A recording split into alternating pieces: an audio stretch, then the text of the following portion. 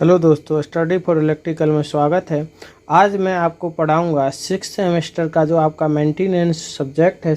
Maintenance का मतलब इसका जो है विद्युत यंत्रों तथा उपकरणों स्थापना अनुक्षण मरम्मत, जो इसको शॉर्टकट में कहते हैं IMRE। जिसमें आपके पहले सिलेबस के अनुसार जो पहला टॉपिक है वो ये है tools and requirement use in maintenance repairing. जो हम टूल्स यूज करते हैं मेंटेनेंस करते समय, जैसे किसी भी चीज़ का मेंटेनेंस कर रहे हैं, जो हम टूल यूज करते हैं उसके बारे में। उससे पहले हम ये समझ लेते हैं मेंटेनेंस क्या है और मेंटेनेंस हम क्यों करते हैं, मेंटेनेंस की आवश्यकता हमें किस लिए पड़ती है। जो हमारी विद्युत मशीन या उपकरण को चालन स्थिति में बनाए रखने के लिए ताकि वह पूर्ण दक्षता व क्षमता के साथ उपयोग किया जा सके।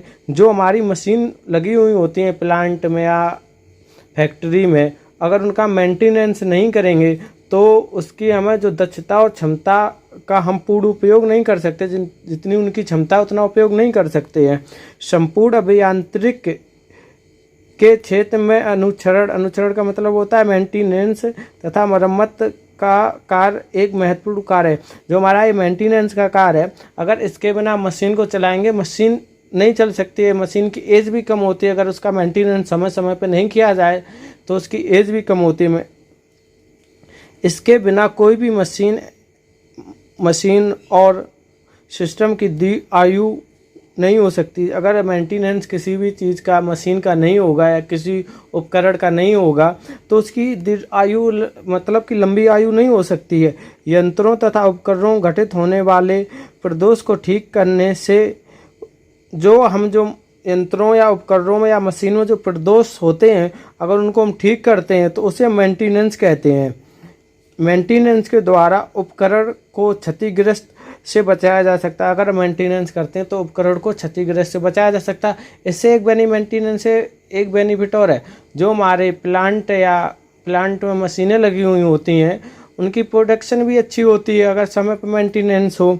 अब आपको हम बताते हैं टूल्स रिक्वायरमेंट फॉर मेंटेनेंस। हम मेंटेनेंस जब करते हैं तो हमें क्या क्या टूल्स की ज़रूरत पड़ती है। स्क्रू ड्राइवर, जिस टूल्स की सहायता से स्क्रू को कसा या ढीला किया जाता है उसे हम स्क्रू ड्राइवर कहते हैं। इसके 3 भाग होते हैं। एक होता है हैंडल, शैक, ब्लेड। ये आपका स्क्रू ड्राइवर है जो आपको ये वीडियो में दिख रहा है, ये स्क्रू ड्राइवर है। ये क्या होता है, हैंडल होता है, ये शैक होता है, ये ब्लेड लगा हुआ होता है। ये क्या ये पॉजिटिव और ये इसको हम धनात्मक भाग बोलते हैं। अगर जैसे कोई इलेक्ट्रीशियन होगा तो उसको ये धनात्मक प्लस बोलता है और इसको क्या बोलता है, अगर ये आ गया तो इसको नेगेटिव बोलता है इसको। अब आपको बताते हैं कटिंग प्लायर। कटिंग प्लायर से हम क्या करते हैं।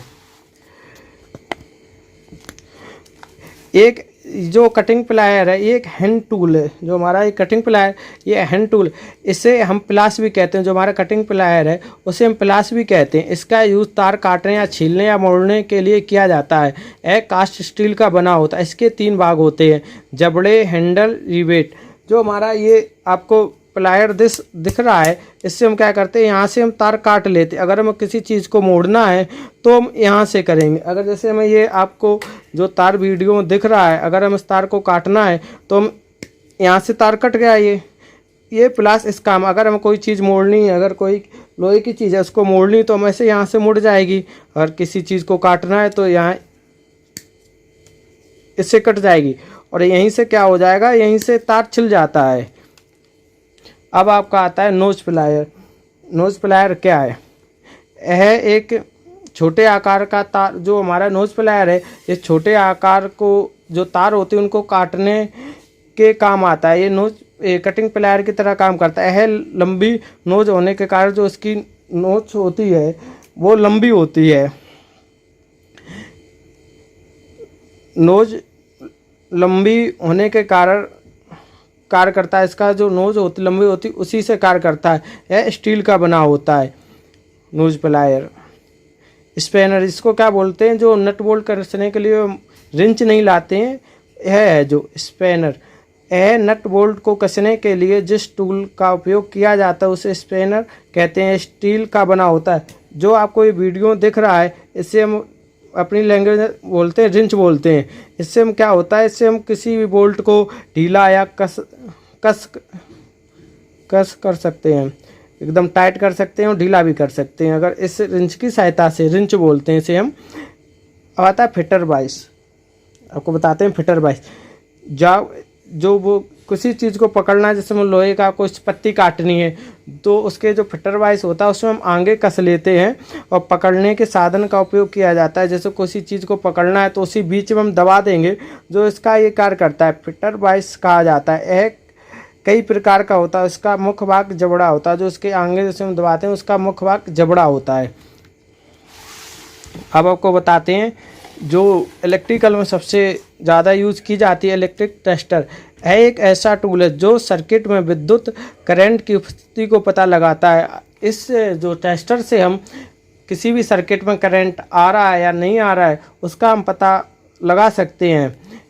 यह एक तरफ से फेज वायर से जुड़ा होता है। जो हमारा ये टेस्टर होता है ये एक तरफ से फेज वायर से जुड़ा हुआ होता है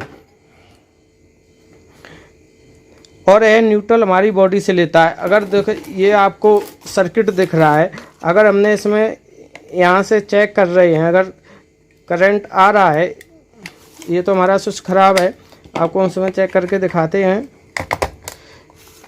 इसमें देखो ये लाल जल रहा है, अगर हम इसे हटा देंगे तो ये लाइट लाल नहीं जलेगा।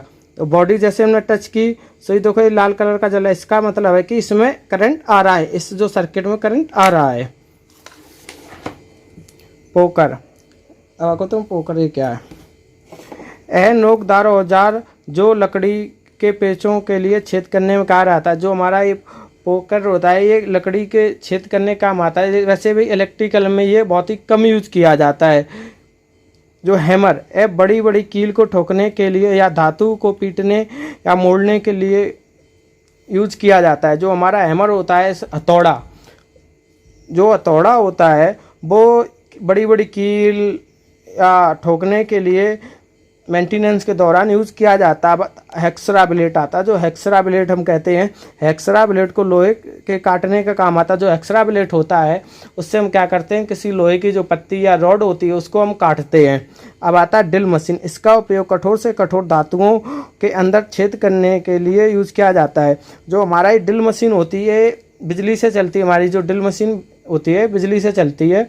इसमें क्या है, किसी दीवार या धातु में छेद करना हो उससे हम कर सकते हैं। और ऐसे 2-3 आते हैं, जैसे 2-3 और हो गए आपको, जैसे हथौड़ी हो गई, आपकी छेनी आती है, ऐसे औजार होते हैं। और एक वायर कटिंग आता है, ये इससे क्या करते हैं हम वायर को छील सकते हैं। ये भी मेंटेनेंस के दौरान काम आता है। इससे हम आसानी से वायर को छील सकते हैं। यहाँ ऐसे किया, लो वायर इससे आसानी से छिल जाती है। दोस्तों आपका ये टॉपिक ख़त्म होगा। आपको सिलेबस के अनुसार आगे वीडियो मिलती रहेंगी। चैनल को लाइक एवं सब्सक्राइब करें।